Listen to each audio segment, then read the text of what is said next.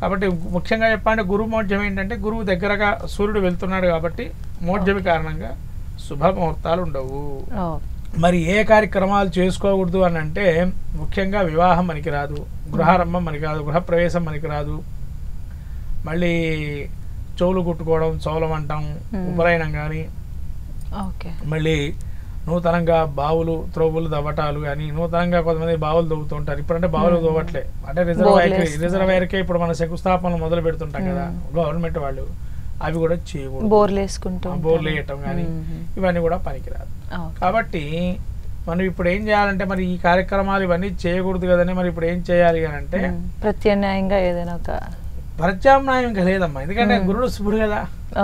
ప్రత్యామ్నాయం అంటే ఇంకేముండదు, ఇంకా ఏ కార్యక్రమాలు చేయకూడదు. కాబట్టి శుభ కార్యక్రమాలకి కొంత విరామం వచ్చినట్టే. ఇప్పుడు మళ్ళీ ఎప్పుడు అంటే తర్వాత ఆషాఢ మాసం వస్తుంది, ఈ మధ్యలో అయిపోతుంది గురుమోఢ్యమి, కానీ ఆషాఢ మాసం రావడంతో మళ్ళీ గురుమోఢ్యమి పోయి శుక్రమోఢ్యమి కూడా దగ్గరగా వస్తుంది. శుక్రుడు కూడా మళ్ళీ జరుగుతూ ఉంటాడు ముందరికి. ఇది గురు మూఢ్యం అనేది ఎప్పుడు నుంచి మొదలై ఎప్పటి వరకు ఉంటుంది?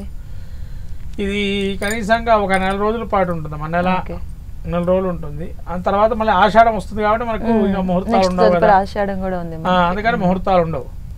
అయితే ఈసారి ఏందా గురుడు అతిచారం కూడా ఉంది అందులో కూడా. ఈ అతిచారం వల్ల ఏమవుతుందంటే గురుడు ఫాస్ట్ గా కదులుతున్నాడు, కదలటం వల్ల కూడా ఏమవుతుంది కొద్దిగా ఇంకా సూర్యుడు ఉన్నంత కాలం దాదాపుగా మూఢ్యం వస్తుంది. అంటే దాదాపు మీకు జూను ఈ 8వ తారీఖు మొదలుకొని ఆషాఢంలో కూడా మళ్ళీ శ్రావణంలో కూడా కొంతవరకు తగులుతుంది, మొదల వరకు పశ్చిమి విధియ వరకు తగులుతుంది. కాబట్టి ఇటువంటి స్థితిని చూస్తే కనుక మనం ఏ కార్యక్రమం శుభ కార్యక్రమం పనికిరాదు. ముఖ్యంగా పెళ్లిళ్ళు అనేవి చాలా ఏవి ఉండవు. అయితే మరి ఎప్పుడు ఏవి చేయాలంటే ఆపద్ధర్మంగా కొన్ని ఉన్నాయమ్మా.